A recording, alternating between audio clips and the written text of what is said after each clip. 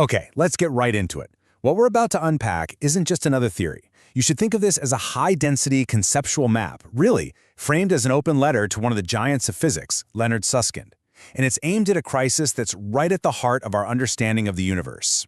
And this quote from Susskind himself cuts right to the chase. He's saying that the holographic principle, which is, our most successful theory of quantum gravity, it just doesn't work in what's called a de Sitter space.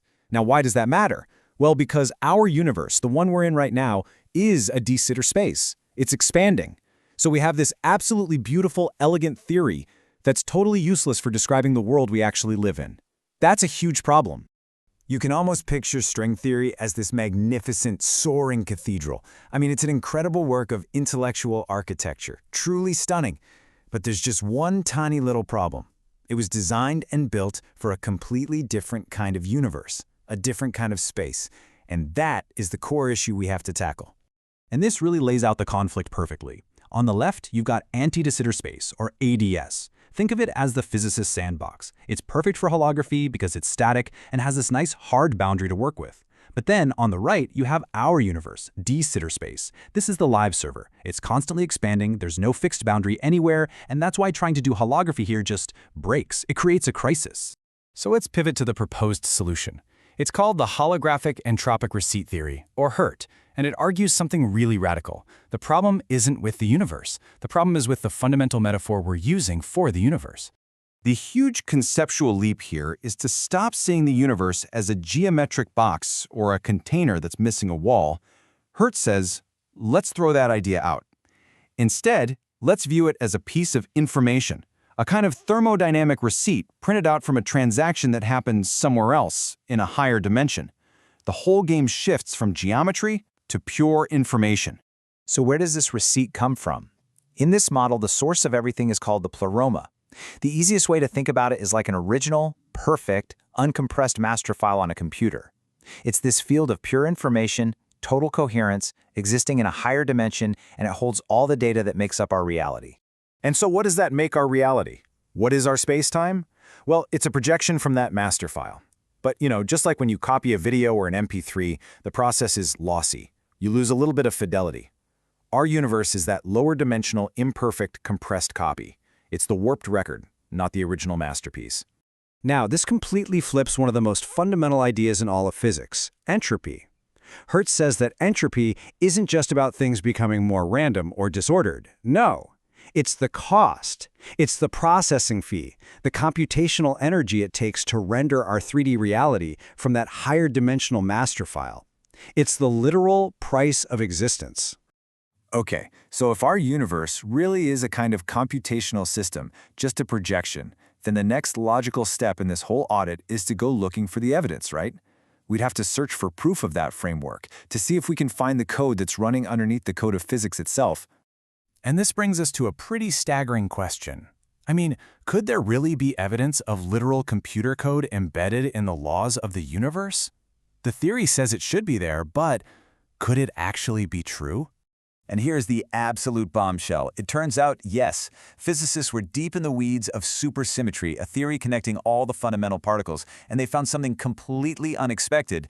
Woven into the very equations to describe our reality were, well, error-correcting codes. And I don't mean something like error-correcting codes. I mean literally the same kind of digital checksums your web browser is using this very second to make sure data gets to you without being corrupted. Now, standard physics really has no good explanation for this. It's a bizarre anomaly. But for HERT, it's not an anomaly at all. It's a necessary feature. If our universe is like an active RAM environment, constantly processing information, then of course it needs error correction protocols to keep reality stable. The universe's operating system has to have a checksum protocol. And then the theory gets even weirder. It suggests that our consciousness, biological consciousness, actually plays a role as a kind of checksum node, helping to verify the integrity of reality on a local level. So we've looked at the underlying software. Now let's shift to the hardware, so to speak, and see how this encoding process might leave behind observable artifacts. I mean, if the universe is a compressed file, we should be able to find the compression artifacts, like the pixelation on a low-res image. We should find the watermark that the encoder left behind. And that watermark might have already been discovered. It's called the Mobley Anomaly Cluster, or MAC for short. These are really strange, highly ordered, low-entropy patterns that we can see in the cosmic microwave background, the afterglow of the Big Bang. According to our standard models of cosmology, these things simply should not be there. But HERT looks at this and reframes it completely. The MAC isn't some random glitch or a mistake. It's a totally predictable side effect of a lossy compression algorithm. It's the cosmic equivalent of those blocky squares you see in a heavily compressed JPEG. It's the signature of the system taking the original high-fidelity data and downsampling it into our reality. So to bring it all together, our universe, this warped record, it still carries a faint but indelible signature of the golden record, of that perfect, lossless information from the Pleroma. The anomaly isn't an error. It's the last little bit of the original, perfect signal, bleeding through into the copy. So let's bring this all back around to that crisis we started with, the big problem of de Sitter space. Because now we can see how HERT's model of a computational universe, a universe made of living RAM, might offer a whole suite of solutions. So let's just run down the list. That missing boundary that holography needs so badly, HERT says it's relative to every single observer. It's like a user-specific bandwidth cap.